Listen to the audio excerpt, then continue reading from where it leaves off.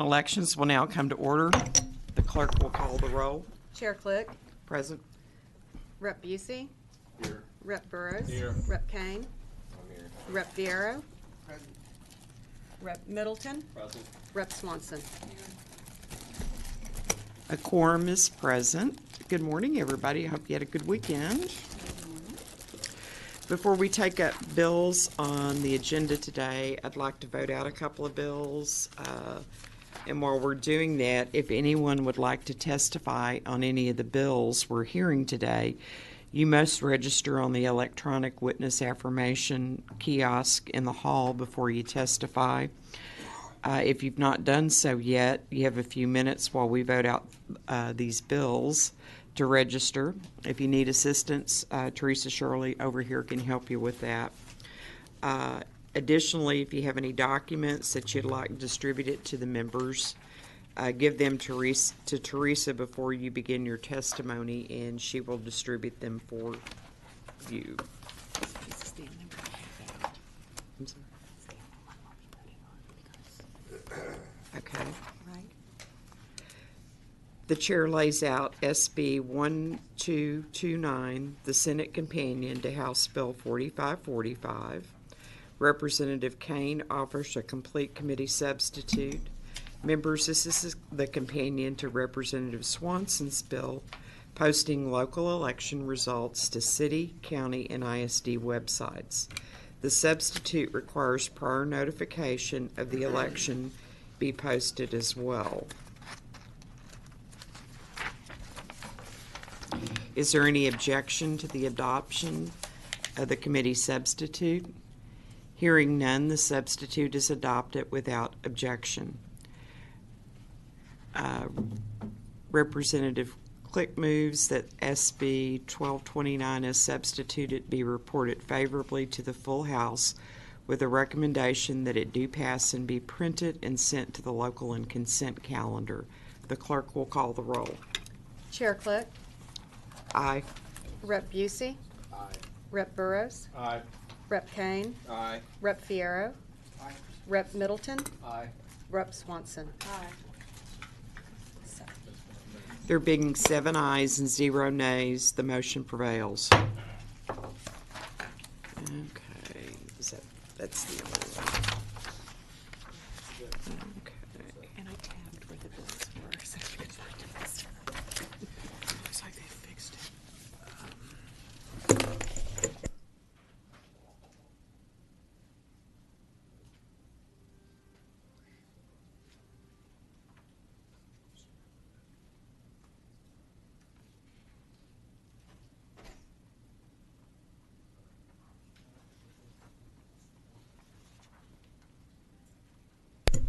Okay, the chair lays out HB 377 and recognizes Representative Lang to explain the bill. Thank you, Madam Chair and members, for allowing me to lay out House Bill 377. Interested parties contend that legislation needs to be passed in order to close primaries and maintain the security and integrity of the Texas election process. This bill would close all political party primaries. If you're a Republican, you should not vote in the Democrat primary, and vice versa. Each individual party has its own set core of values and principles. As a direct result of the current system, I do not believe the parties are able to efficiently choose a nominee. For example, in both of my primaries elections in 16 and 18, parties that did not have a nominee strategized to vote in the Republican Party primary election for the candidate that most reflected their beliefs. Oftentimes, the beliefs are contrary to the beliefs of the party the candidate is running for.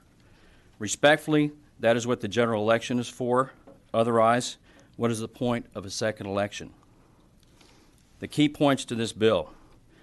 The register must renew the registration card for each voter that is entitled no later than January 20th of 2020 in order for the law to take effect.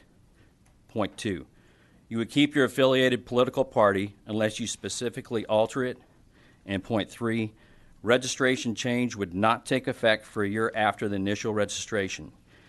If your registration card is issued on February 25th, you change your political party on the 26th, Your card would reflect as such on the first anniversary and would not be able to vote in the party's primary until that date.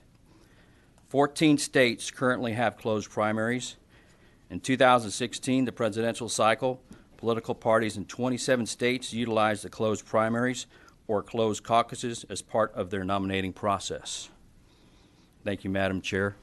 I reserve the right to close if you don't have questions. Members, any questions? Okay.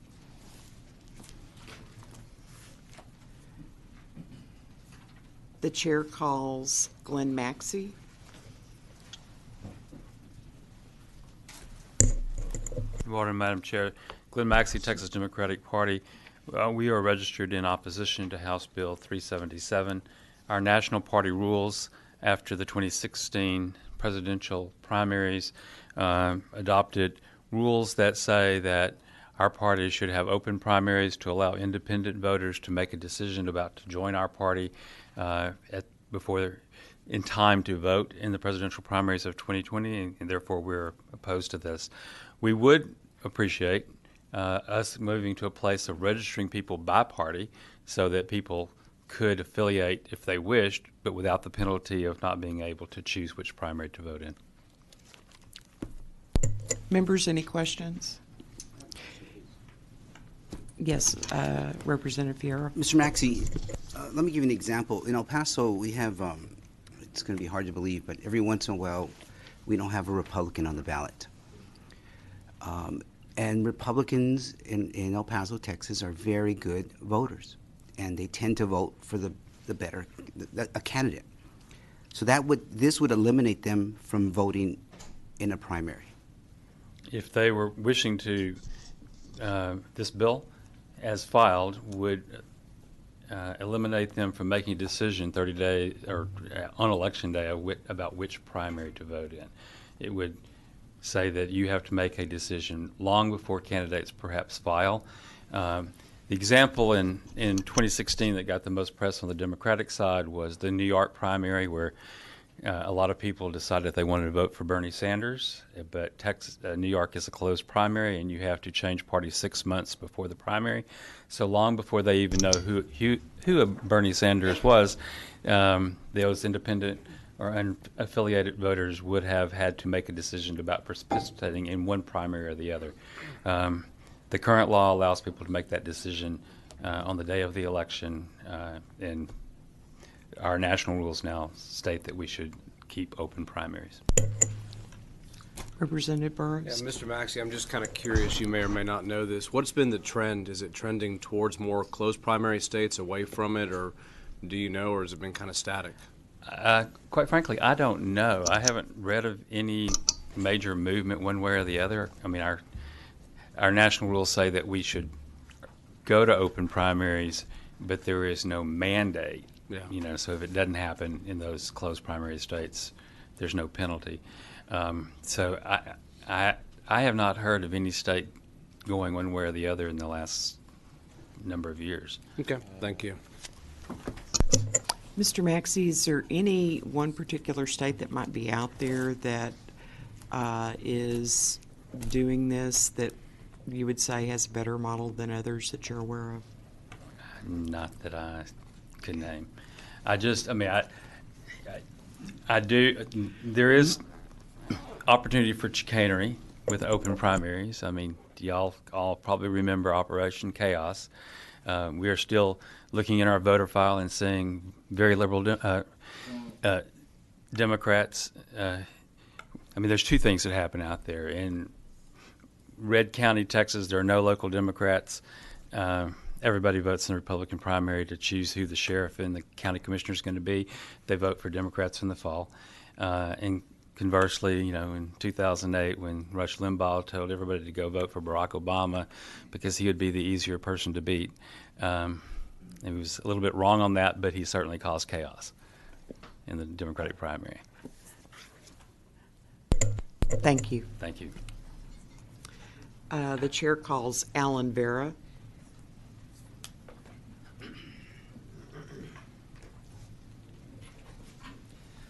Alan Vera, Chairman, Harris County Republican Party Ballot Security Committee, testifying in support of HB 377.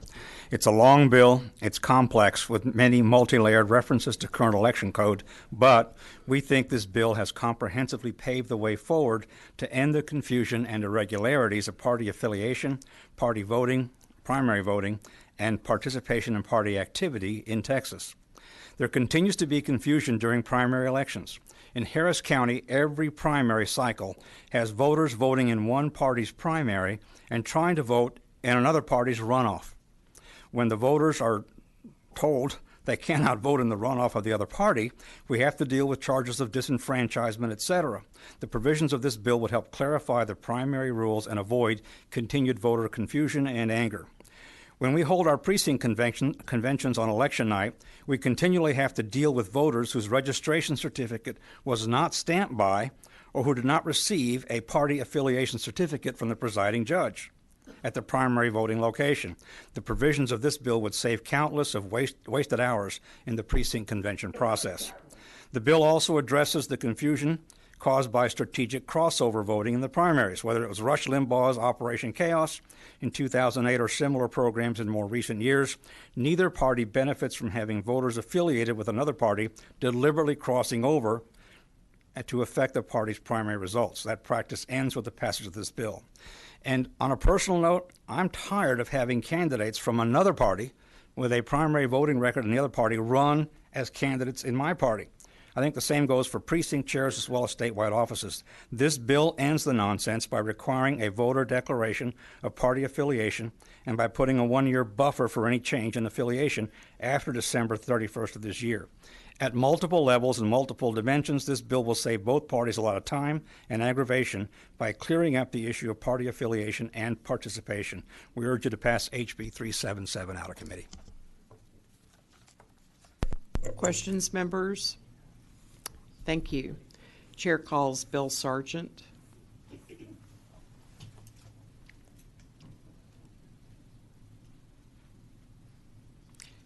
morning, members. Please state your name, who you represent, and your position on the measure. Bill Sargent, former Chief Deputy Clerk for Elections in Galveston County. I'm testifying on my own behalf, and I'm testifying in favor of HB 377.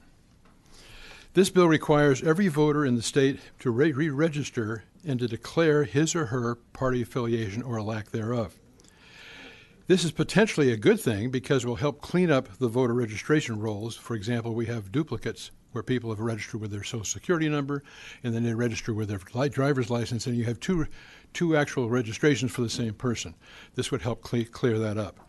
But it also could be a potential nightmare for voter registrars, because if they've got to re-register everybody in the entire state, this could create long delays and use limited resources that they have.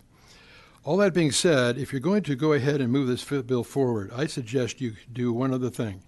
You include a mandate that a person who is registering prove that they are a U.S. citizen.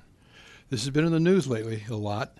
I can tell you that in Galveston County, we had at least one person who voted in 5 separate elections and who then indicated and told us that this person was not a U.S. citizen. This has to stop. We have to have it so that people who vote are U.S. citizens and not people who are not. You all can deal with that. You're in a position to be able to make that happen, and I would recommend you do that. The next issue is that voters don't focus on elections prior to voting. You can tell just prior to voting. If you've got a 12-month period in which you have to identify which party you're going to be associated with, and then you're an independent and you find that, gee whiz, I like this candidate because this candidate stands for what I stand for, I want to vote for that candidate. You can't do it. You got to wait 12 months. And by that time, the election's over. I understand and I agree with the idea that I don't want people voting in the Republican primary if they're not a Republican. I don't want people voting the Democratic Party if they're not a Democrat. I understand that. I get it. But a lot of the people who we're after who vote in a primary will then also vote the same way in November. And we want to make it so independents have a voice if at all possible. Let's see here, what else I've got. I support this legislation because it requires voters to re-register and we can clean up the voter rolls.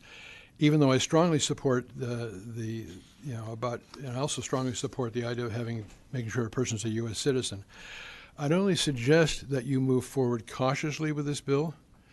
If you remember Indiana Jones, The Last Crusade, choose, but choose wisely, because this could have a major impact. That's all I have. Thank you. Questions? I did. I think you brought up a very good point there and I hadn't really thought of it, and you put it very well, of requiring the 1-year runway before the primary, so declaring your party, and it makes it truly more policy focused. I think there's less personality that can go into voting potentially, where the voters get more of a taste or would be more focused on the policy, I think, that they want to vote on a year later than perhaps individual candidates' personalities. I think that's a very good thing. So thank you for bringing that up. Yeah, I mean, the bottom line is that if your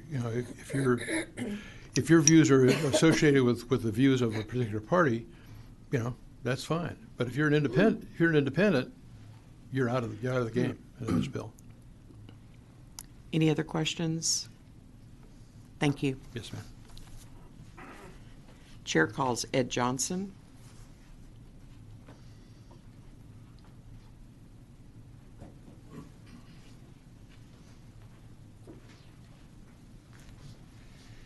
Ed Johnson. I'm representing myself, and I am for House Bill 377.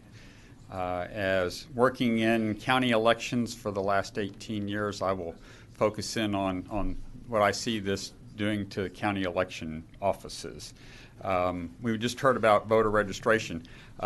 If the county voter registrars were really concerned about this, they would be here probably this morning, and don't see a whole room full of them.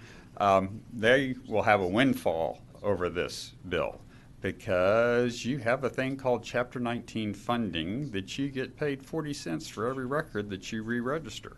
So, I mean, they're going to go cha-ching, baby, because we get to do the whole voter roll.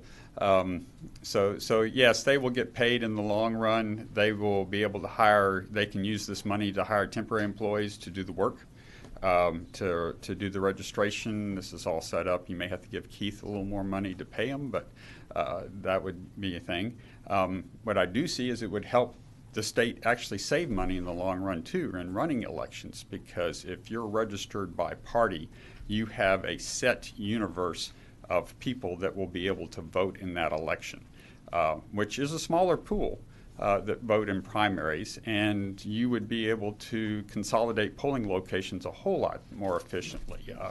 In Harris County, there are places that Republicans don't ever show up to vote at precincts. You can combine all those precincts together and save a whole bunch of money and having to open a bunch of polls, because no one knows. No one will turn out because no one's registered in those precincts to vote. Or where you have a high registration for that party, you can better adequately staff it and put equipment there to cut down on the long lines that would potentially be there. So it would help run the election greatly to do this.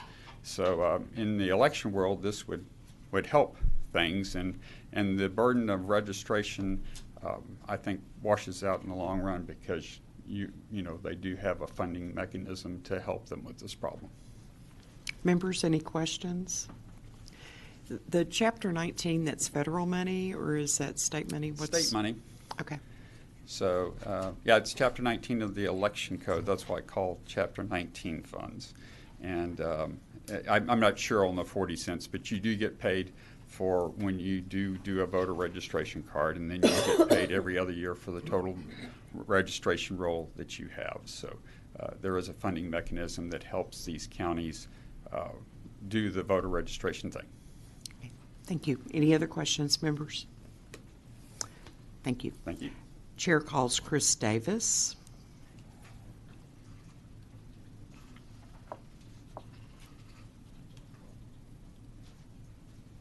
Good morning, Madam Chair, members. Chris Davis, a voter registrar in this room, testifying on behalf of the Texas Association of Election Administrators, and testifying against this bill. I know. Representative Canales, I think, previous meeting, Twilight Zone. I'm in it today. I didn't think I'd see it this session. The mother of all unfunded mandates. 15 million, 18 million registered voters that would need to be re-registered. That's not cha-ching, committee members.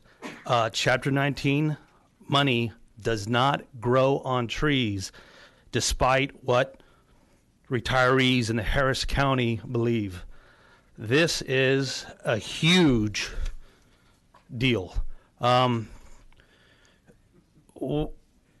re-registering of everybody.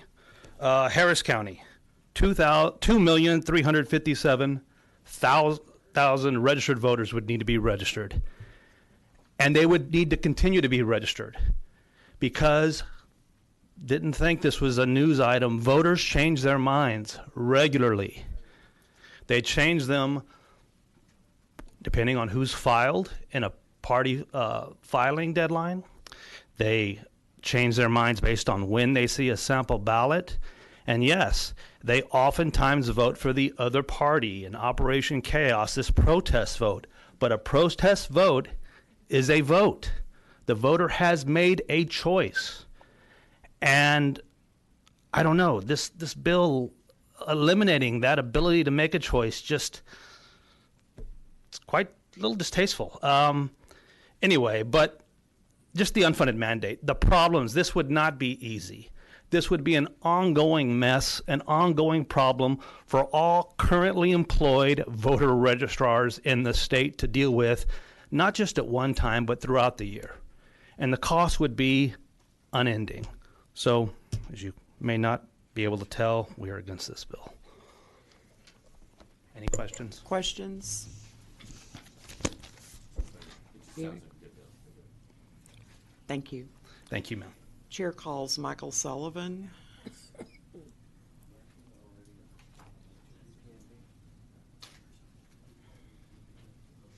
Okay. Chair calls Keith Ingram.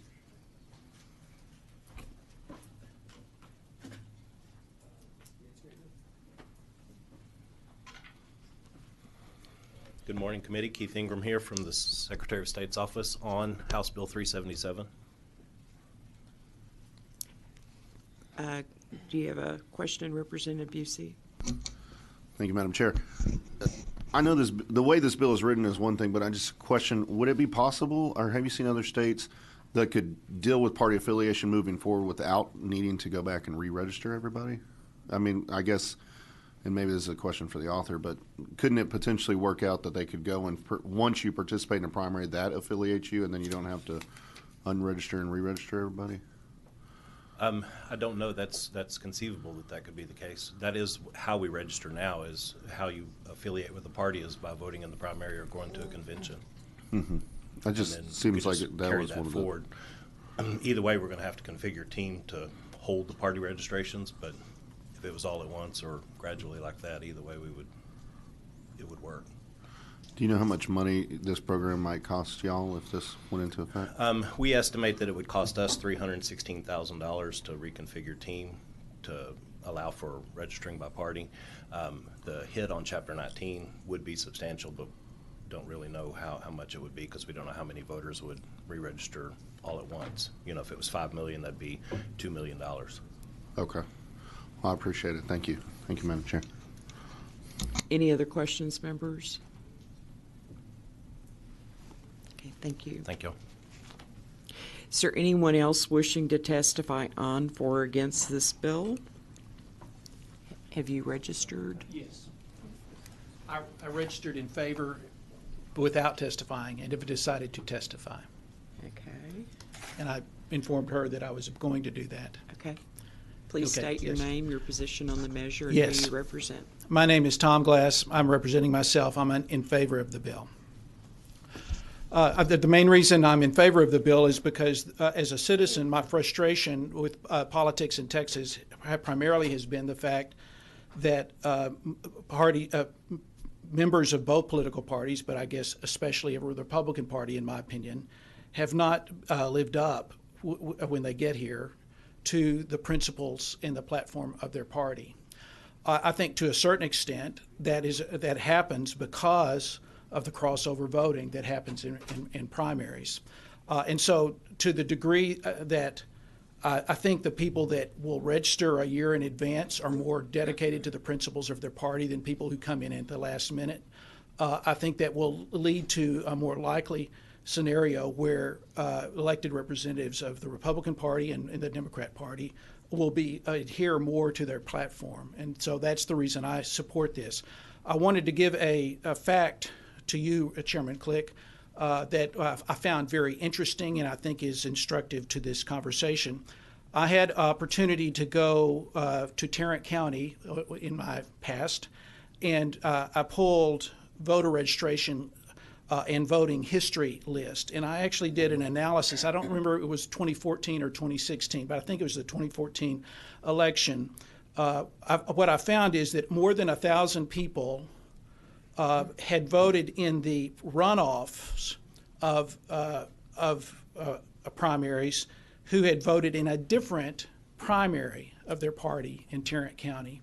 I haven't done that analysis for other counties, but I found that very interesting, is that there is switching, illegal switching, at least in that election going on, and I presume from the large size of those numbers that that sort of behavior is ongoing throughout the state. So, and I think this bill might correct that sort of situation. So that's my testimony. I would be welcome questions. Yes. So, Mr. Glass, those were voters that voted in the same cycle or in the same cycle in different primaries, and it was going both directions. Somebody who'd voted in the Democratic primary who then voted Republican in the runoff, or someone who'd voted in the Republican primary who then voted Democratic in the runoff. Okay. Members, any questions? Thank you. Thank you. Is there anyone else wishing to testify on or against House Bill 377?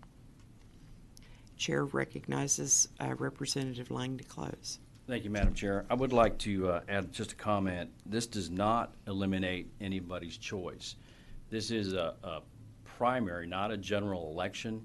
So you can choose Republican, Democrat, whatever you would like. If you're an independent, you still have a choice to choose whatever you want, or have a caucus, or we can get into other things. But you do have a choice. This is a primary. It's not a general election. And if anybody has any questions, I'd like to answer them. If not, I close. Mr. Lang, I haven't looked thoroughly at your bill. When would they have to declare in relationship to an election? Starting off, it would be December through January 20th, and then you'd basically affiliate at that time. And yes, the registrars would have to send out all the information, and you'd basically have to state whether you're a Republican or Democrat at that time. And mechanically, if the voter doesn't respond to that, what happens then? They'd be considered an independent voter. Okay. All righty. Anybody else have questions, members? Thank you. All righty. I Thank close. you. If there's no objection, House Bill 377 will be left pending. The chair hears no objection. House Bill 377 is left pending without objection.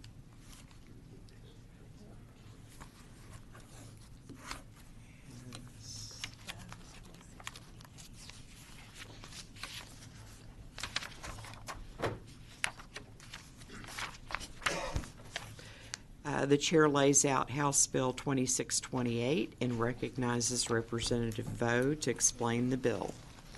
Thank you, Madam Chair and members. Many smaller counties do not have the capability to post election night returns online, which hinders the availability of this information for residents of the county. The Secretary of State now has a website and capability to post all election returns, including county-level returns, in order to have one dedicated place for voters to go and see results in a timely manner. House Bill 2628 requires the clerk to post all election returns in real time to the Secretary of State system, where they will be available to the public. And this bill also, House Bill 2628, removes the outdated requirement for returns to be delivered in a sealed envelope. It also removes the outdated requirement for the Secretary of State to deliver officially prescribed envelopes for delivering the returns to the Secretary. It adds county and precinct offices to the list that county clerks use to prepare county election returns. It adds that the county clerks must post on the Secretary of State website any changes in the political party, county, or precinct share, including the submission of required candidate information pertaining to primary election candidates, the withdrawal, death, or ineligibility of a candidate, an archive of all candidates containing all requisite information for historical purpose after election. It adds a requirement that a copy of the above electronic notice be submitted to the Secretary of State to be posted on the Secretary of State's website if the candidate is running for a position that contains voters of more than one county. And it has a list that must be delivered to the Secretary of State by including any additional information required by the Secretary of State, and specifies that the list must be in the format the Secretary of State prescribes. And with that, if you have any questions, Members, any questions? Okay, we'll reserve your right to close. Chair calls Alan Vera.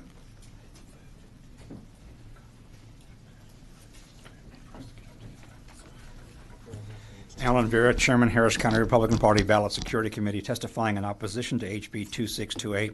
This bill specifies that county chairs and precinct chairs cannot begin carrying out their duties if there's been a delay or some error in posting of yet more information on the SOS website, or if that information is delayed in posting. We oppose new bureaucratic requirements that prevent the people who do the work from actually getting it done. So as long as the amended language to 172.029B is in the bill, we urge you not to pass it out of committee. Thank you. Questions, members? Thank you. Chair calls Bill Sargent.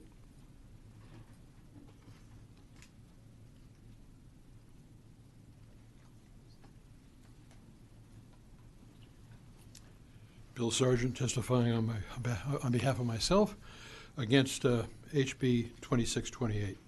This legislation appears to get rid of some of the micromanagement language in the election code and cleaning up the statute, which I see as a good thing. But this legislation also prohibits county chairs and precinct chairs from fulfilling their duties because of bureaucratic paperwork issues. I see this as a failing of the bill, and therefore I oppose it, just like Mr. Vera did. Questions, members? When you say it impairs the ability of county chairs and precinct chairs to do their work, what do you mean by that? Well, if the paperwork's not submitted or it doesn't get there in time, or it's not up on the Secretary of State's website, they're not allowed to vote in executive committee, according to what the bill says. So they won't be able to fulfill their duties. Okay. And I see that as a just like Alan said, I see that as a bureaucratic issue. Okay. Thank you. Members, any other questions? Thank you. Chair calls Brandon Moore.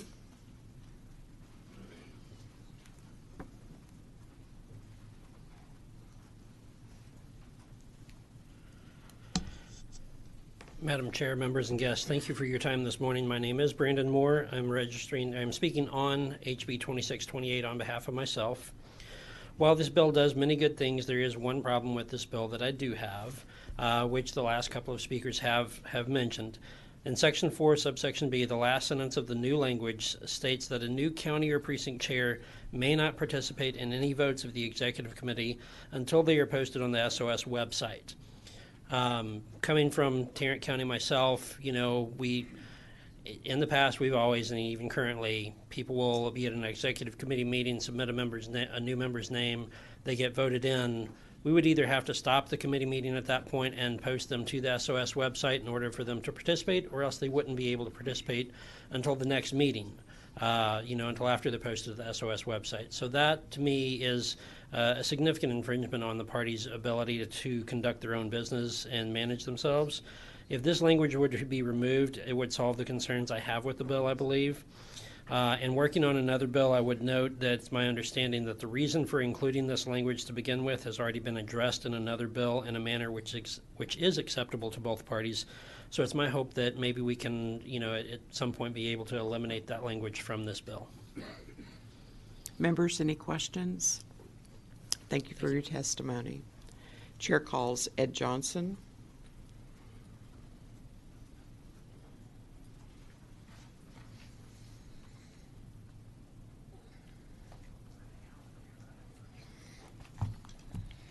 Ed Johnson here representing myself, and I'm against the bill for a lot of the reasons that you've just heard. One thing I did see in the bill that I may not be right on, you want to get Keith some exercise, it changes where the county clerk is certifying the election results instead of just signing the certified roll.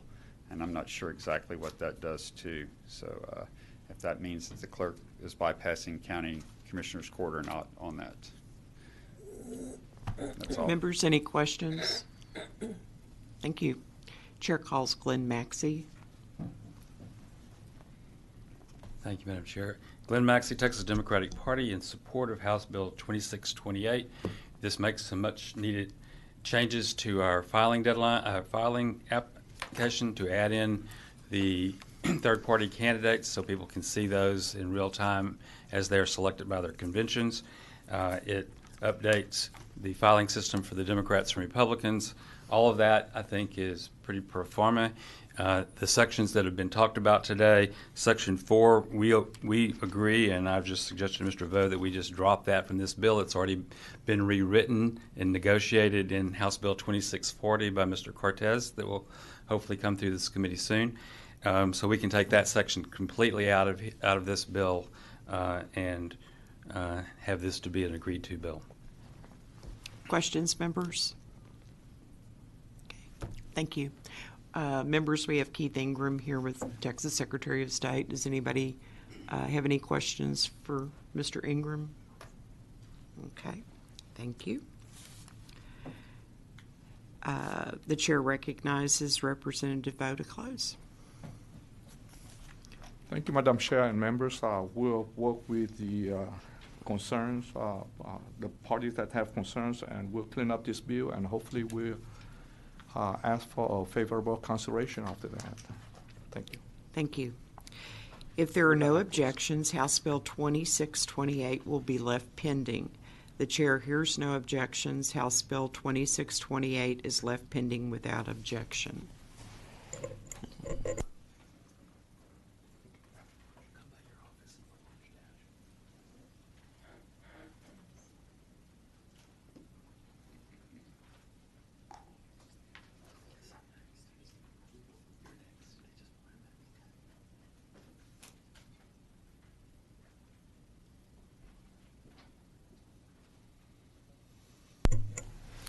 The chair lays out House Bill 1736 and recognizes Representative Rosenthal to explain the bill.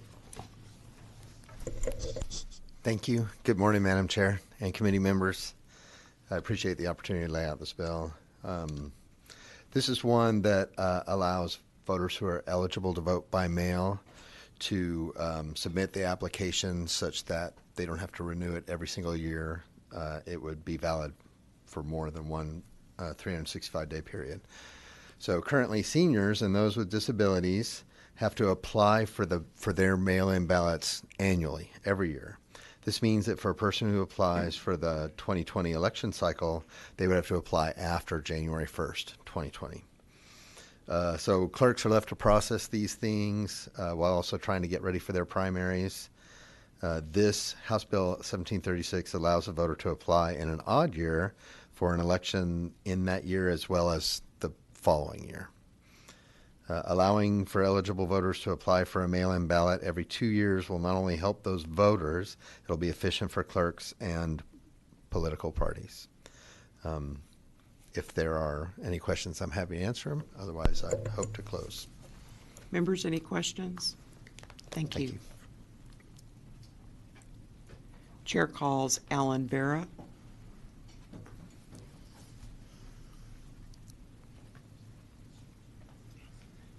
Mr. Chairman, Harris County Republican Party Ballot Security Committee testifying on HB 1736. A couple of sessions ago, we worked very hard to pass the bill that allowed annual mail ballot subscriptions and required all political subdivisions in the county to honor that subscription in their own elections. We were fed up with the ISDs and other political subdivisions disenfranchising elderly and disabled voters through the mail ballot. So we support the intent and the spirit of this bill. We do, however, remain concerned by the growing instances of mail ballot harvesting and election fraud, and we remain mindful of the changes in status that can occur with elderly or disabled voters over an 18-month period. We'd feel better if the voter described in HB 1736 who did not vote in the even-numbered year May uniform election day would receive a confirmation notice from the election authority just to ensure that they still wanted to exercise their mail ballots for the rest of that year. The voter's hard copy reply to the confirmation notice would confirm the voter status, and we could support HB 1736. Questions, members? Thank you, Mr. Vera. Chair calls Chris Davis.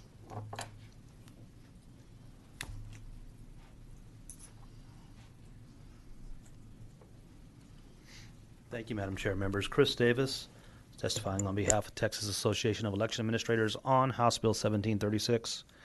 We definitely recognize the glut of processing applications for ballot by mail so soon before primaries, and we appreciate this effort to alleviate that, but we're concerned, our members are concerned, that this may be trading on the familiar problems that we have, such as that glut, for perhaps new unforeseen problems.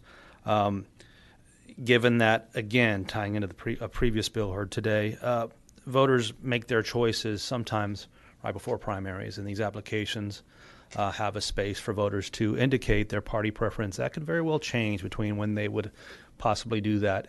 If this bill were in effect now, for example, they could have done that January, February of this year, not had an election to vote this May, had this application good for November, and all of next year, their choices could change. So we could still face work, costly work, still having to bring in temporary staff to process applications where the applicant has changed their mind. Questions, members? Thank you. Thank you, ma'am. Chair calls Glenn Maxey.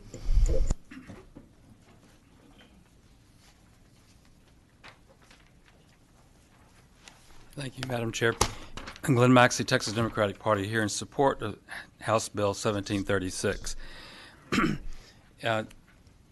Both political parties send out a considerable amount of vote-by-mail applications for each even-numbered year. We cannot do that until after January 1st because the applications must be submitted in the calendar year.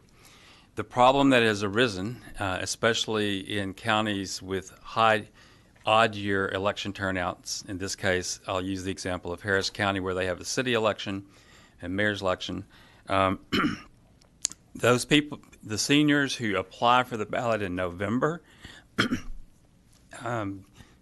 cast their city ballot, and then in January they get a new application from the Democratic Party or the Republican Party, and at that point, at the Democratic Party, my phone rings off the wall with seniors who say, "Why are you sending me a new application? I just signed up.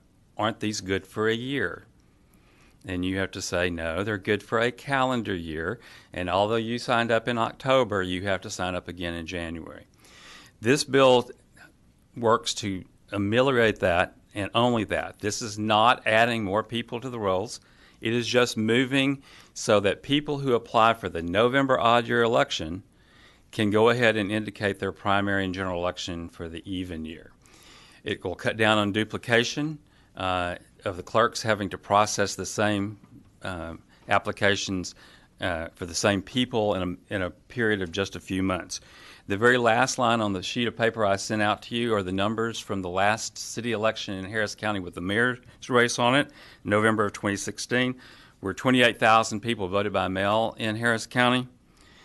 Of that, 15,200 of those people voted in the next primary. And you see that this is not a party advantageous bill. Of that 15,000, 7,300 were Democrats, 7,800 were Republicans. People filling out a second application just months after they've done the first. So I believe that this will save clearly counties money from not having to process twice. It clears up a lot of confusion. And what will happen naturally for the parties, I know what the Democratic Party will do.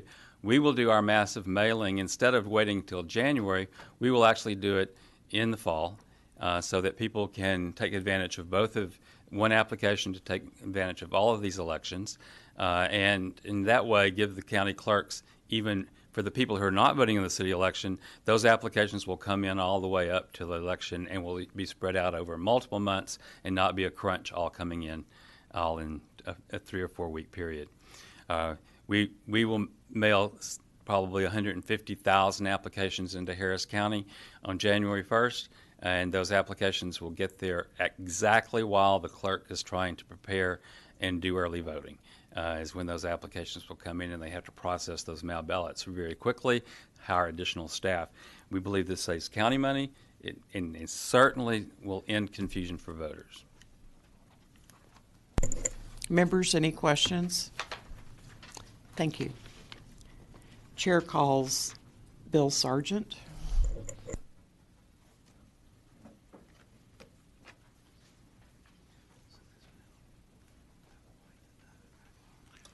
Bill Sargent testifying for myself against HB 1736. Believe it or not, we're not here to try to save the Republican Party or the Democratic Party money on their mailings. That's not what this is about. I've served as the Chief Deputy Clerk for Elections for many years in Galveston County. Having this responsibility, I have some experience with ballots by mail. We did not have to hire additional people to be able to handle it. We did it with the staff we had. The issue I have is the confusion that we see at the polls. We have people who wanted a ballot by mail for one election, but they marked it annual. Then they came to the polls, and they wanted to know, why they had to vote provisionally, because they didn't want that ballot. When they receive that second ballot after the first election, they keep getting them for every single election that they're eligible to receive it for. And they get that ballot, and then they take it and they throw it in the trash can because they're going to vote in person. Well, guess what? You don't bring that ballot with you, you're voting provisionally, you're facing that infamous green envelope to vote. So that's the first thing we saw happen.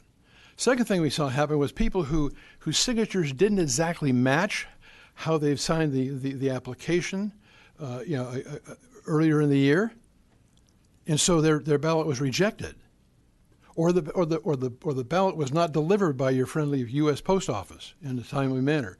That ballot was rejected. They had that experience previously. So instead of voting by mail, they decided to show up in person. Sometimes they bring that ballot with them, but most of the times they don't, which means, again, they're voting provisionally. So if you extend this beyond the 12-month period, and you do it for 18 months or whatever you extend it for, that's going to create even more confusion at the polling place. That's a problem we need to deal with. I was part of this thing when we tried to get annual ballots by mail, and the Democrats wanted to have it again, just like this bill does, for an extended period of time. We were able to we compromised with them and said, look, if you've got an election in January or February of a given year, then you can register up to 60 days prior to that. So you could register in November for an election the following year if you have an election scheduled for January or February of the following year. Otherwise, it's January 1. So I'm against this legislation. If you extend it, you're going to have more problems at the polling place, more confusion than you already have, and elderly people sometimes get confused. I know I'm one of them. So if you have any questions, I'm glad to try to answer. Questions, members? Thank you. Thank you. Chair calls Ed Johnson.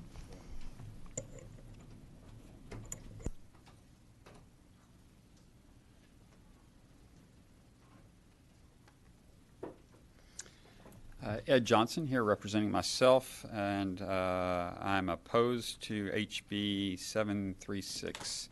I will tell you, Harris County Clerk's Office was one that brought this legislation years ago to get the annual ballot, and the problem that was being solved here was people would receive a application from all you lovely candidates during the primary and fill out for their ballot by mail, and then you would win your primary election and you would mail them an application to apply for vote in November, and they would call us up. Why didn't you send me my ballot in November? You know, I voted in the primary. Why didn't I get a ballot for November? You didn't send me an application. Well, we didn't send you the first one, you know, but they can get that picture. So put this into place, which really helps the problem.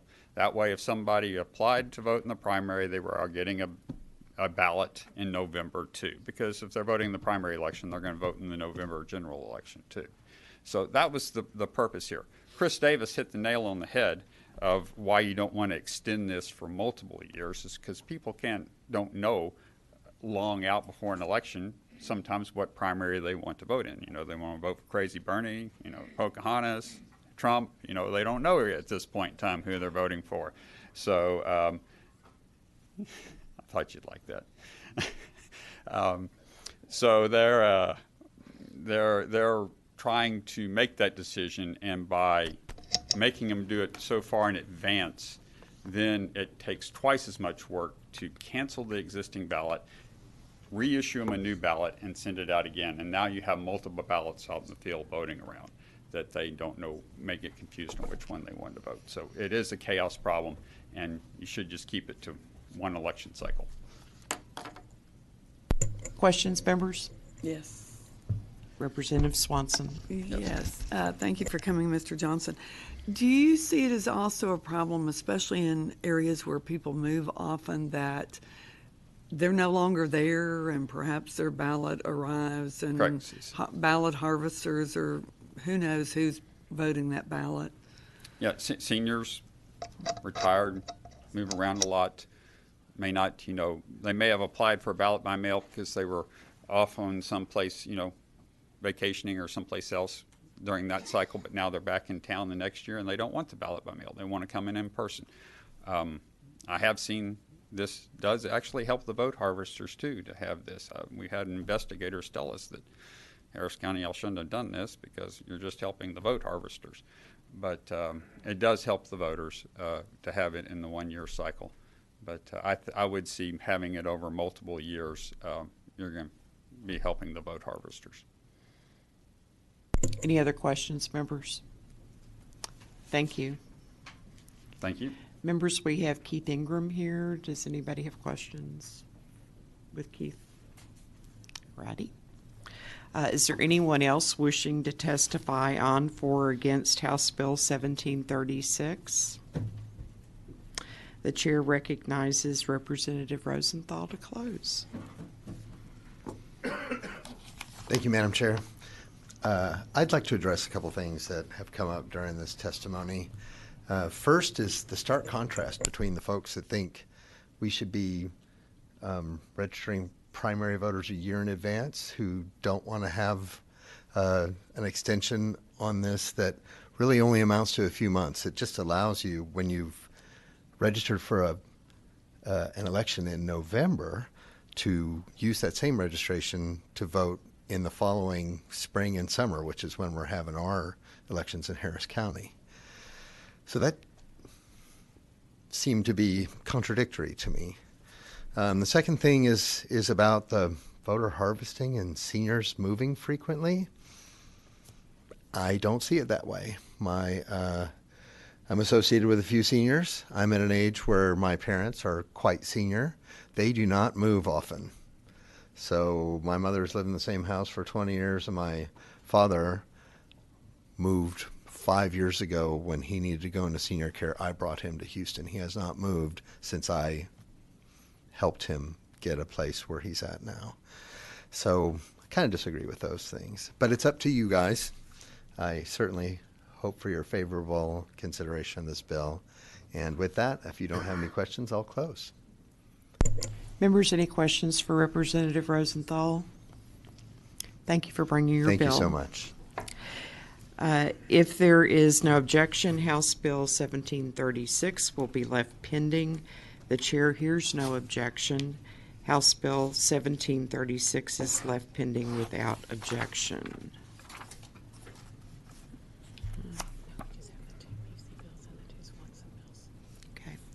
The chair lays out House Bill 2552 and recognizes Representative Busey to explain the bill. Thank you, Madam Chair and members. I want to thank y'all for the privilege to lay out this bill. House Bill 2552 would require the Secretary of State to create and maintain a database of entities administering elections in the state. The Secretary of State serves as the Chief Elections Officer in the state. This office is the singular office for all issues dealing with elections for all levels of government. Without a centralized database, a lack of readily accessible information may hinder voters in fully participating in electing their public officials. Currently, the Secretary of State has no database of the entities in the state of Texas who are required to hold an election, nor does the office publish when those governmental groups hold their elections. The database established by this bill will include the name of the administering authority, the offices being filled at the election, whether the office is at large or by district, as well as the previous and upcoming dates of the election. In short, House Bill 2552 would create a database to provide necessary information to Texas voters and increase ease of access to the ballot. Thank you for letting me lay this out. I'd like to reserve my right to close, and I can answer any questions if there are any. Members, any questions? All righty, we'll call our first witness. The chair calls Alan Vera.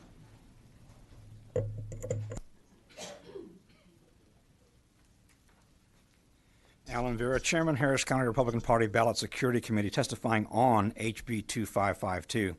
In this session, in this committee, we've seen many bills calling for more and more information flowing to the SOS, either for a database or on their website. So we have another one here.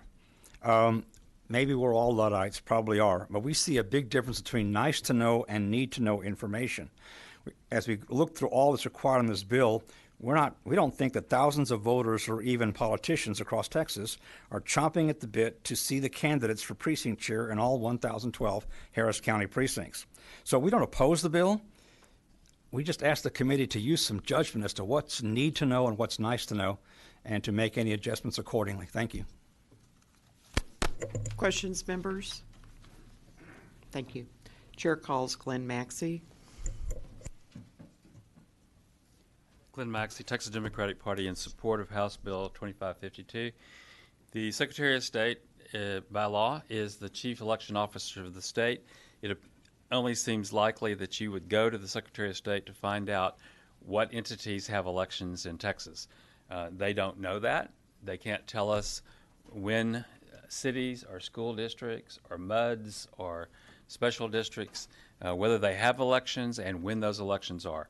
This is a simple database. This is not one that every election you're going to be adding things. This is a one-time posting of the entity and when their elections are and which offices are up which year. It would help voters. It would help people who work in elections, and it would certainly help the Secretary of State have good data about the number of elections. I was told by a Secretary of State employee that they spend an inordinate amount of time every year trying to figure out, after special districts who have nobody run year after year and cancel their elections because the incumbents are reelected, they have to spend an inordinate amount of hours to figure out what date the elections for which offices are up, because there is no record of it, and even some of the entities have lost track of it. That just seems the most ludicrous statement that I'd ever heard, that we don't know in the Secretary of State's office which entities in Texas hold elections. It's a simple database bill. It can be done with a Google Doc. Questions, members? Thank you.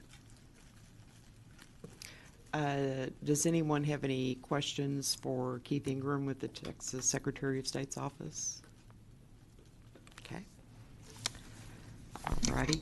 Is there anyone else wishing to testify on for or against House Bill 2552?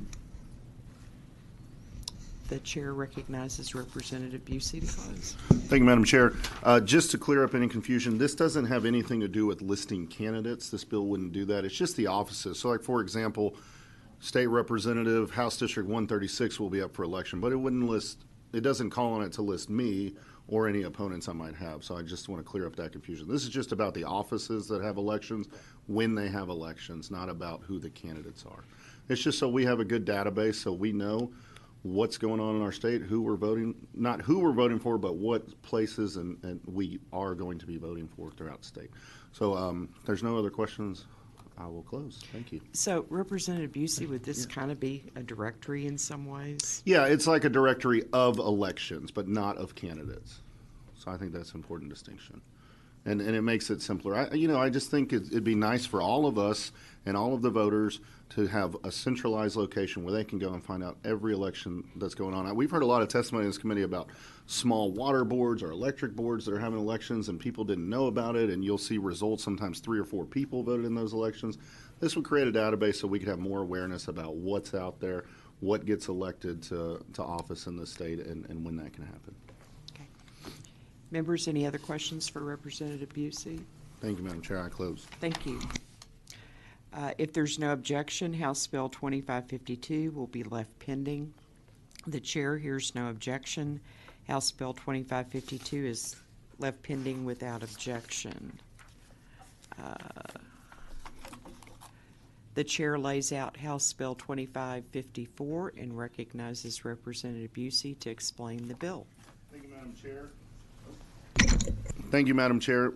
Members, this Bill 2554 says that state law has a variety of measures in place related to political signs. Many of these provisions around political signs are found in different sections of the code, including the election code, local government code, and property code. This makes it difficult to clearly identify all rules and regulations for political signs. House Bill 2554 would create a new section of the election code that would then house the existing regulations in order to increase clarity and make it easier to comply by having all relevant information in one place. This bill also adds new provisions that ensures that renters, including people living in apartments and on college campuses, would have the same rights to display a political sign. These signs would be subject to many of the same reasonable restrictions that homeowners have. I want to thank you for hearing this bill, and I'm happy to answer any questions, and I reserve my right to close. Questions, members? Okay. The chair calls Glenn Maxey. Glenn Maxey, Texas Democratic Party, in support of House Bill 2554. This bill does not change in a major way anything about political signs. It just puts it all in one place in the election code.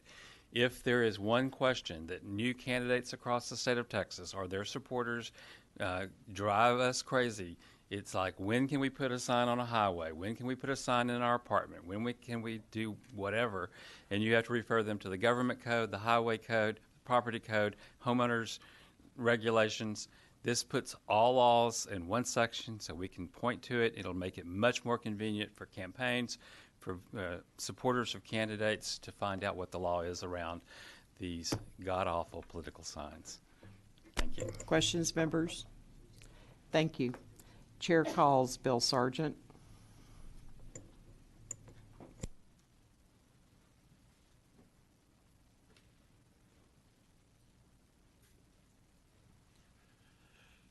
Bill Sargent testifying on behalf of myself against HB 2554. Although this measure has some very good things in it, it also has some things that are problematic. Some of the good things are prohibiting homeowners associations from restricting residents from having political signs in their yard.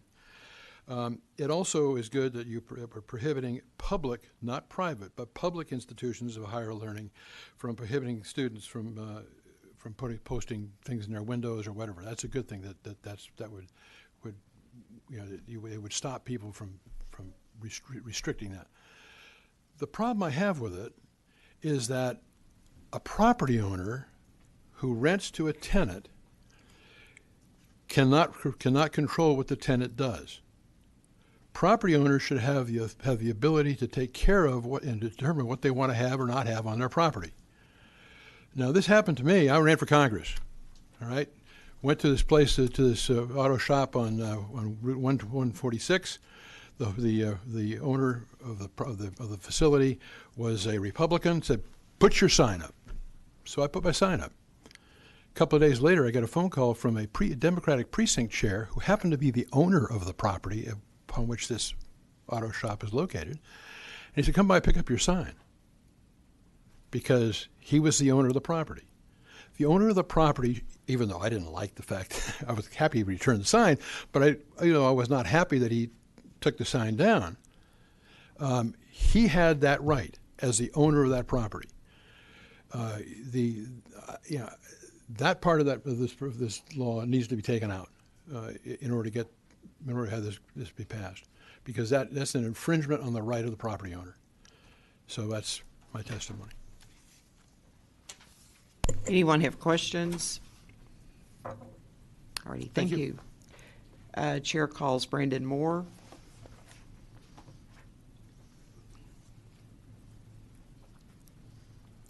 After him will be Ed Johnson and Michael Sullivan. Madam Chair, members and guests, thank you for your time once again this morning. My name is Brandon Moore, speaking on HB 2554 on behalf of myself.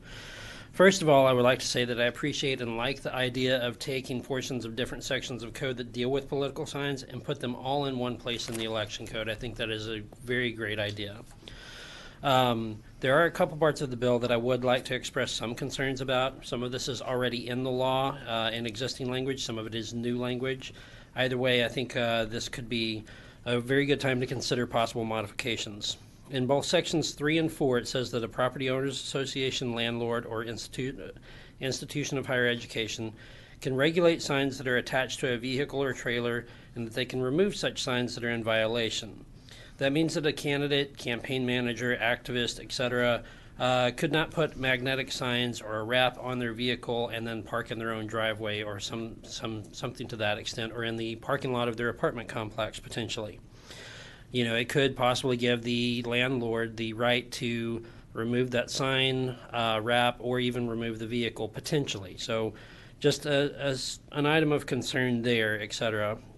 Additionally, in Section 4, which applies to the landlord, tenant, or student higher education scenarios, says that the landlord or institution of higher education can restrict the tenant or student to displaying a sign in a window and that the landlord or institute of higher education may remove a sign in violation. While many tenants may agree to allow the landlord into their space for inspections, maintenance, etc., if the tenant has not consented to that previously, they put a sign in the window because that's all the landlord allows. Then if the landlord suspects that it's damaging the property, they could then use this as a reason to enter the premises.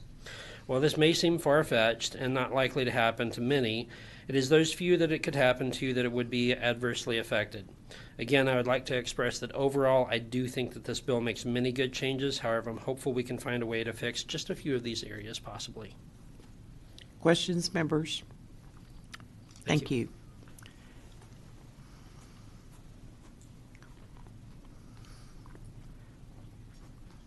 Ed Johnson, representing myself, and I'm against HB 2554.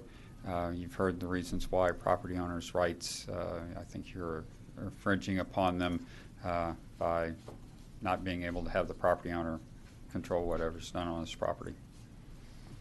Questions, members? Okay. Chair calls Michael Sullivan. Michael Sullivan. Okay. Is there anyone else here wishing to testify on, for, against House Bill 2554? Chair recognizes Representative Busey to close. Thank you, Madam Chair. Just a couple things. What this bill mainly does is put all the sign language in the same area. The other aspect, which most of the testimony was on, is about ensuring that a renter has the same rights to freedom of speech and election speech that a property owner has. If you read the law, it's still limited to the 90 days before an election, 10 days after, and other reasonable restrictions that the same homeowner has. It just says if I'm renting a condo, I get the same rights as the owner of that condo if they were to be residing there to show my political freedom of speech. And so that's what this is trying to do. Some of these issues mentioned by Brandon Moore earlier, I think are good. I think they go to help make sure we have more freedom of speech when it comes to our elections. Those issues are already in the code. This bill didn't address that directly, but I'd be more than happy to work with him to see Any way to make sure that we're ensuring that all citizens have equal rights to express their political preferences in a, under reasonable restrictions that are already there in the law. And that's what this bill does. I will be happy to answer any further questions. And I thank you for the time to lay out this bill. Thank you. Questions, members? Thank you, Madam Chair. Ready? If there's no objection, House Bill 2554 will be left pending. The chair hears no objection. House Bill 2554 is left pending without objection. The chair lays out House Bill 3724 and recognizes Representative Swanson to explain the bill. Thank you, Chairman Click and members. House Bill 3724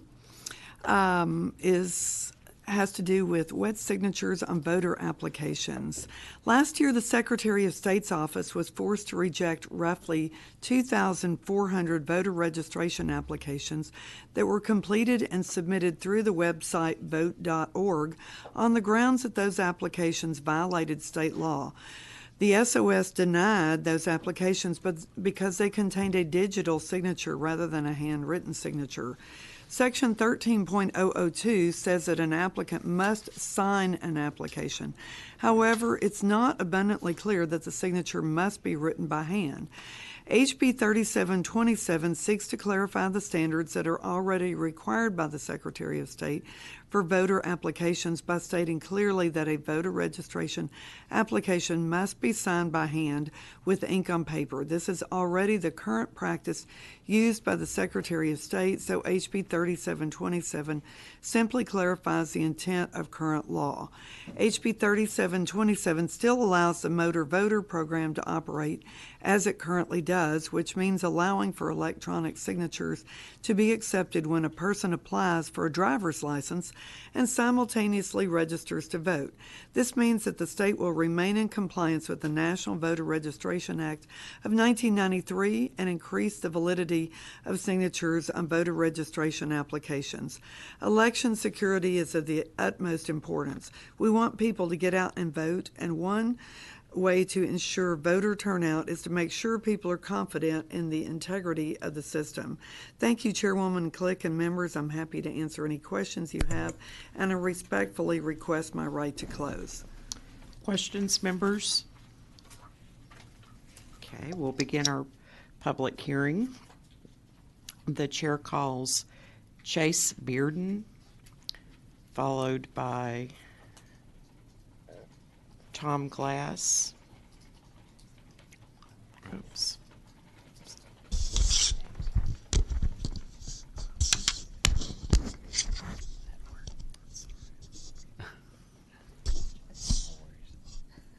All right. Chase Bearden with the Coalition of Texans with Disabilities. We oppose the bill because we're afraid some of our members might end up with the problem. They can't use any of their hands. They may be paralyzed from the neck down. They may have shaky hands. Or no use to their hands, so they use a stamp, and that's usually photocopied to make it, and they use that on everything that they do to sign, and it's used for banks, it's used for anything that they're doing, and we're afraid that if they went to have to try and sign, it would be different every time. There'd be no way they could do that accurately, so our fear is then if they lose the ability to use their stamp to sign for registration like that, it won't match their ballot if they do a mail-in ballot, and that they may find themselves in the position of not being able to have their vote counted. Okay, that's a great point. I'm glad you brought that up. That certainly was not the intent of the bill. When the Secretary of State comes up, or not his representative comes up, we'll be sure and ask about him to address that. And my assumption would be that would still be considered a handwritten signature. It's not a digital signature, so we'll ask how that is addressed right now. But thank you for bringing that up because that's very important. Thank you. Thank you. The chair calls Tom Glass. I made a mistake. I signed up for the wrong bill. And so I'd like to not testify on this and not take a position on this bill. And yes. You're already testifying. Okay, Tom So- Glass. I'm testifying then on the bill. Okay, and who you represent? Myself. Thank you. My apologies.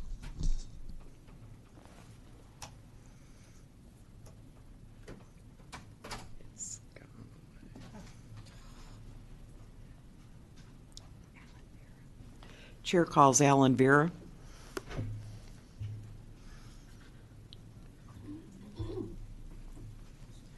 Alan Vera, Chairman, Harris County Republican Party Ballot Security Committee, testifying in support of HB 3724. On February 22nd of last year, a Senate Select Committee on Election Security held an all-day hearing covering a broad range of election topics. One of the most interesting expert testimonies was from Mr. Omar Escobar, the DA of Starr County. He recounted one of the key methods used by the politiqueras in the Rio Grande Valley to collect signatures and fraudulent ballots, mail ballots, and voter registration applications. He testified that the politiqueros would go door to door pretending to be collecting signatures for a petition, and they would have the resident sign a signature pad attached to an iPad or to a laptop. They would then convert those electronic signatures to request mail ballots and create fraudulent voter signatures and voter registration applications. Since these actions became felonies back on December 1st, 2017, Mr. Escobar has built quite an impressive reputation for investigating these crimes, making arrests, and successfully prosecuting the perpetrators. As he said it all starts with a signature, or more importantly, with a facsimile of a signature captured electronically, and that's where the mischief starts. This bill directly addresses this real-world problem of voter impersonation through fraudulent signatures captured electronically. Requiring original ink-on-paper signatures helps put some politiqueras out of work and improves the integrity of mail ballots and voter registration. So we ask you to pass this bill out of committee. Thank you. Questions, members? Okay. Chair calls Glenn Maxey, and then after that it'll be David Carter. Glenn Maxey, Texas Democratic Party, in opposition to House Bill 3724. If we go back to talk about just what Vote.org did, their technology was very similar of using signatures the way we do throughout state government. They were having a person fill out a voter registration application online, collect all the data, sign a signature on a piece of paper, take a picture of it, and upload it to the application. The signature on the application was the person's signature, as if they had done it on paper and pen. We, throughout state government, allow facsimile signatures on state contracts. I recall the Attorney General's opinion by Attorney General Abbott that said that the Texas Highway Department could sign $50 million highway contracts with a faxed signature. So if it's good enough for big business, it seems to be good enough for a voter in Texas. If the problem is politiqueras doing the things that was just talked about, we should criminalize that activity and not take away what I think is a simple kind of way. A signature is a signature, whether it's ink on paper, whether you write it and take a picture of it, whether you write it and fax it, it is your signature. Questions, members? Thank you. David Carter.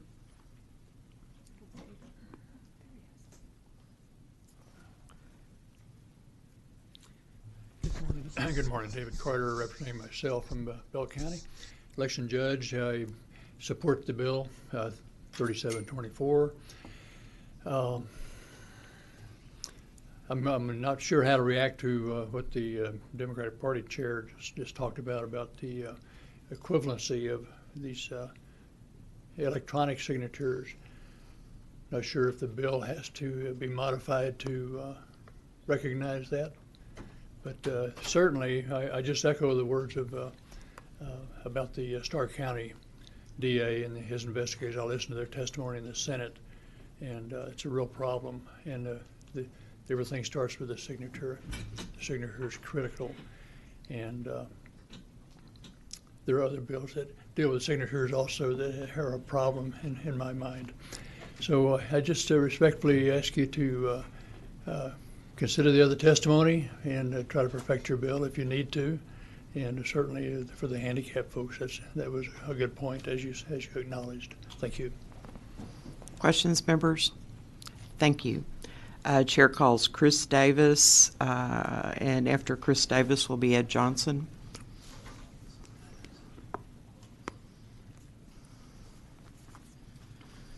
Thank you, Madam Chair. Members, Chris Davis with the TAEA testifying in opposition to House Bill 3724. And one of the reasons why is for strategic reasons. We as an association want to see online voter registration as an eventuality in Texas. And we anticipate electronic signatures being a component of that. Currently, however, a lot of folks use the faxing of new applications to our office as perhaps the most cost-efficient way of registering to vote.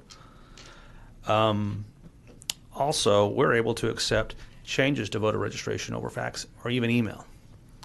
When it comes to photocopied voter registration applications, we often receive those because the applicant wants to keep the original. Those signatures on the photocopied applications can still be used in our system for signature verification purposes later on. These are primarily the reasons we are in opposition to the bill. Representative Middleton. I had a question. So you said Yes, you receive a lot of faxes of voter registrations. How many faxes are y'all getting these days on that?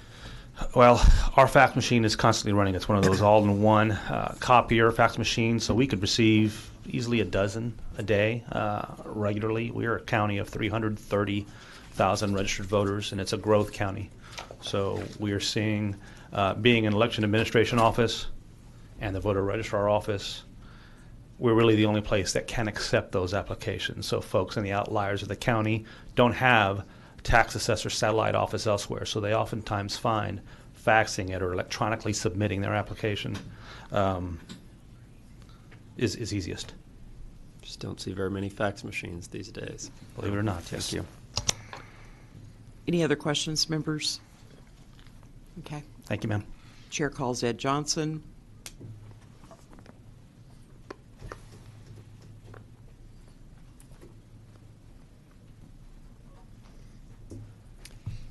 Ed Johnson here representing myself. I am for House Bill 3724. Great bill. I will start with the last speaker there, Representative. The fax comes in and then it actually has to be followed up by the hard copy for it to become effective. Actually, all the fax does is hold a place and time. If you're right before the cutoff of an election where you have to have your voter registration in, you can fax it in to get it in right before the deadline, but the hard copy has to be received shortly after that before the registration becomes effective. So it is still, you're requiring a wet signature. In the Harris County Clerk's office, I saw, and the Harris County voter registration office, saw numerous times. The most of these occurred during the Democrat primary, where we had Democrat candidates whose race, or they were claiming their race was actually stolen by the vote harvesters. And we could look at them all and see that the signatures all were kind of looked like they were photocopied onto the pieces of paper or the applications that were put on there. That's what this bill is cutting out, is the ability to save that signature by a vote harvester and then be able to put it on multiple applications or use it year after year. And the voter doesn't even knows that they sent this application or they signed the ballot. They can have a one-stop shop right there in the office when they start saving all the copies of all these signatures, where they can just send in the application and then vote the ballot for the voter. And it matches all their other signatures because they're keeping them on file now. This bill really cuts down on vote harvesting, and I'm surprised that the Democratic Party's not more in support of it, because it's their primary that it's used the most in. Questions, members? Thank you. Members, do you want to hear from Keith Ingram? Any questions for him? on the disability.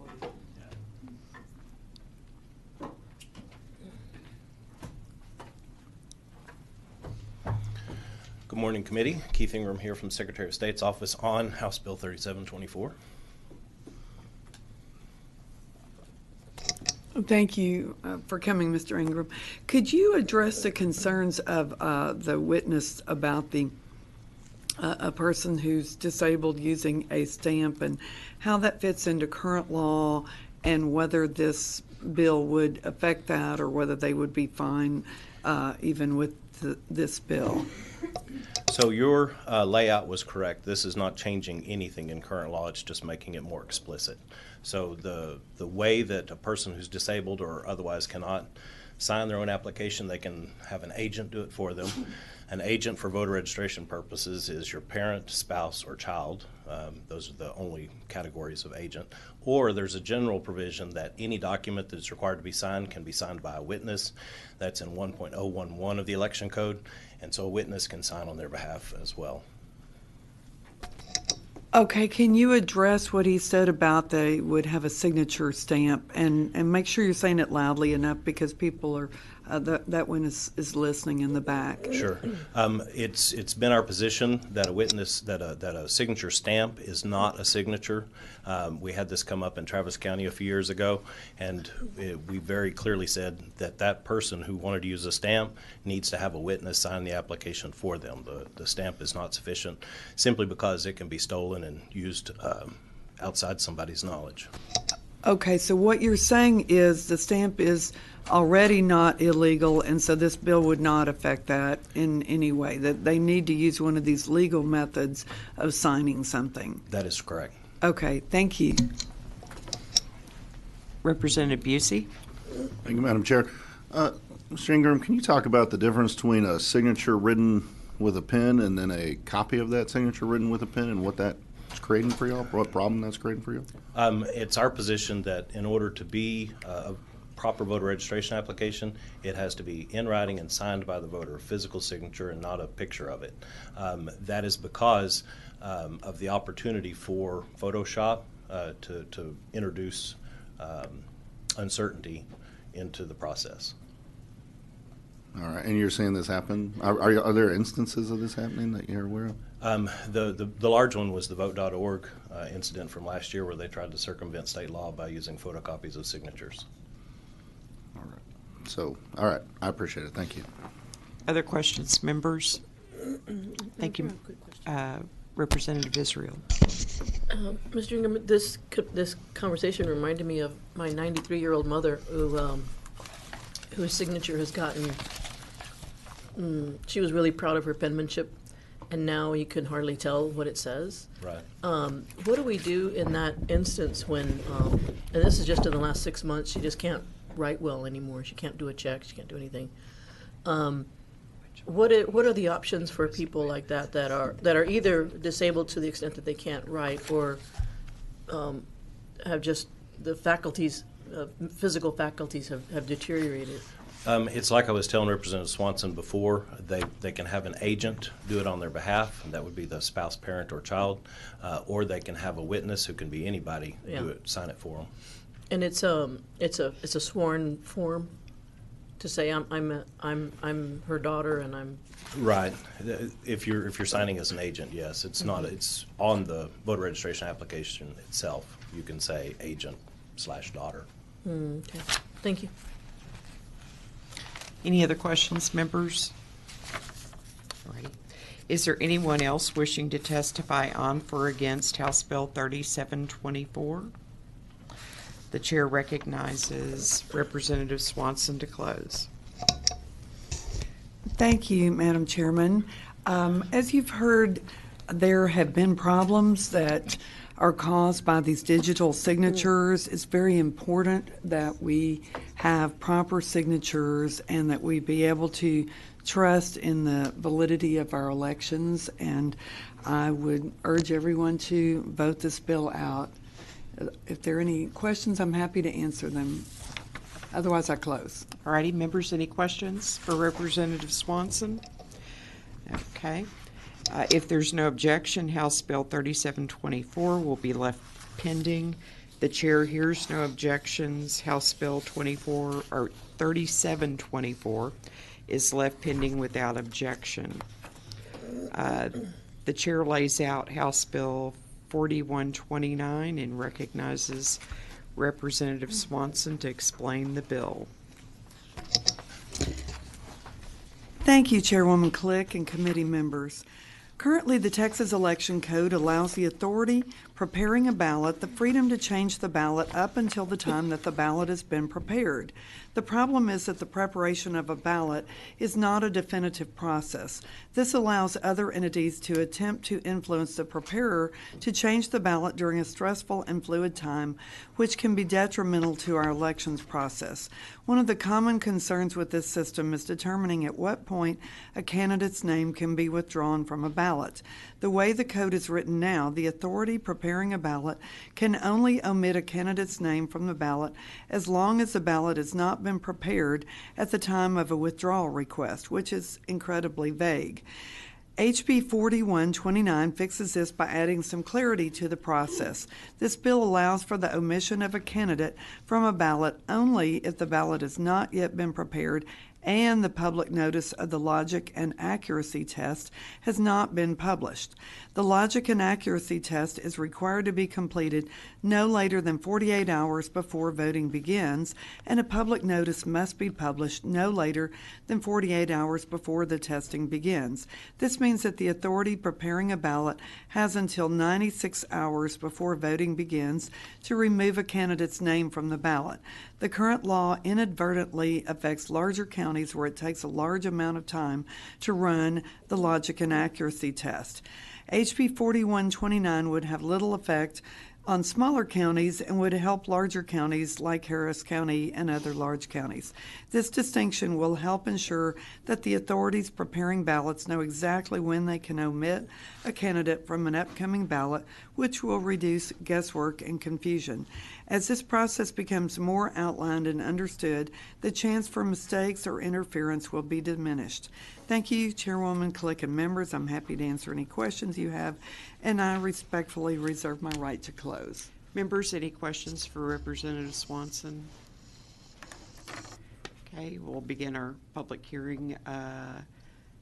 The chair calls Alan Vera, and after Alan Vera, it will be Ed Johnson.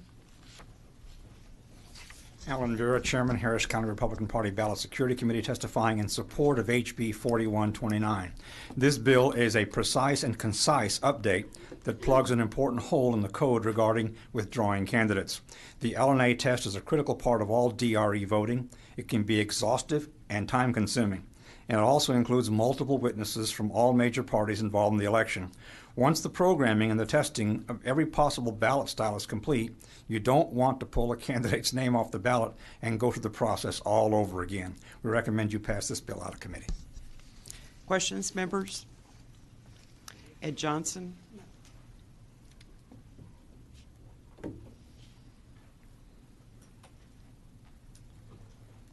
Ed Johnson here representing myself, and I'm for House Bill 4129. This was a big problem when this legislation passed in Harris County in the election world after last session. The problem is the interpretation of this is when the ballot was printed. And you have a bunch of small entities joining the election, which is a very good thing, but all of a sudden you have a mud district that has one of the candidates drop out and they want to withdraw from off the ballot. And then they come up to you and demand, you haven't printed the ballot yet, but we already had started the logic and accuracy test. That test takes 1 week to run in Harris County. So to back up, you say you're at the end of the week and you got to do that test before you can prove the ballot is correct, before you can print them. That means that you would have to possibly back up a whole week and start over again because you removed one name off the ballot. And there isn't time in the schedule to do that. There is 0 extra time in order to get the ballots mailed overseas in 45 days before the election. So if counties are following the code correctly, they should run the logic and accuracy test before they print the ballot. Some counties don't do that in that order. but they should do it before they print the ballot. And if they've started that test, that's really when you have finalized your ballot, because that's when you're testing the ballot and putting everything together. So this would be a great improvement to help verify the code. Questions, members? Representative Swanson? Yes, can you address why is it better to do the logic and accuracy test on the machines before printing mail ballots? Well, the logic and accuracy test is to make sure that the ballot is all laid out correctly. That's when both parties come in and actually one last chance to look at the ballot and validate that all the positions are correct, all the candidates' names are in the correct order, to make sure the machines are properly functioning, to make sure the paper ballots are lined out correctly. So if there is a mistake there, that's when you correct it before you actually put it on a piece of paper. Other questions, members? Okay. Thank you. Keith Ingram with the Texas Secretary of State's office is here if anyone has questions for him. All righty. Is there anyone else wishing to testify on, for, or against House Bill 4129? Okay. You'll have to talk to Teresa and get you online.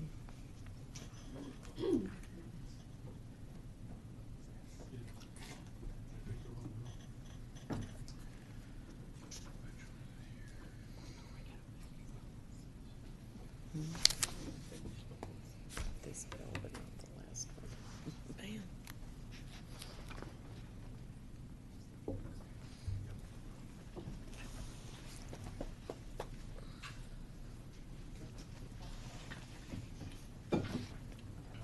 Sorry, I think I pushed the wrong button on the machine. Big fingers, small keys.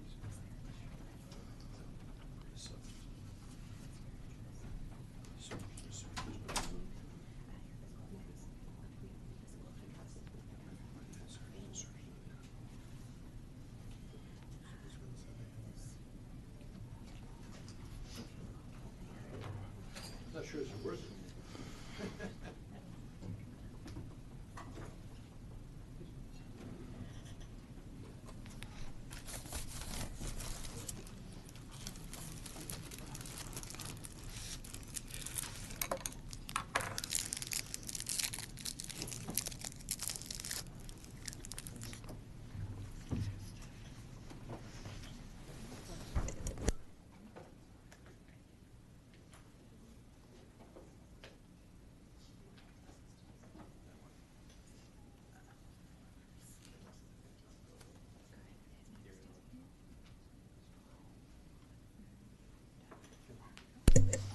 That's a long time for my short statement. Bill Sargent testifying in favor of House Bill 4129. Representative Swanson, you go to the head of the class for this legislation. It's very good. I especially like that you kept the language that's permissive in the actual statute that says that the person responsible for preparing the ballots may choose. All right. So because when we were doing elections, we would always try to serve the people who are our clients, be it the local entity or be it the parties or whatever, and we try to work with them and try to make it so we could do it. But what's been said before about logic and accuracy tests and all that, once we got to that point, sorry it's too late. So, but good job. Thank you so much. I appreciate You're your welcome. insight. And I'm sorry for the long time it took to make such short testimony. God bless you. Have a good day. All righty. Is there anyone else wishing to testify on, for, or against House Bill 4129? Representative Swanson, you want to close again? Yes, thank you, Chairman Clegg, members. As you have heard, it's very important that we clarify this. It can cause great problems if entities are trying to insist that names be omitted when it's too late, especially in large counties. So I would respectfully ask you to vote for this bill and vote it out of committee. Thank you. If there's no objection, House Bill 4129 will be left pending. The chair hears no objection. House Bill 4129 is left pending without objection.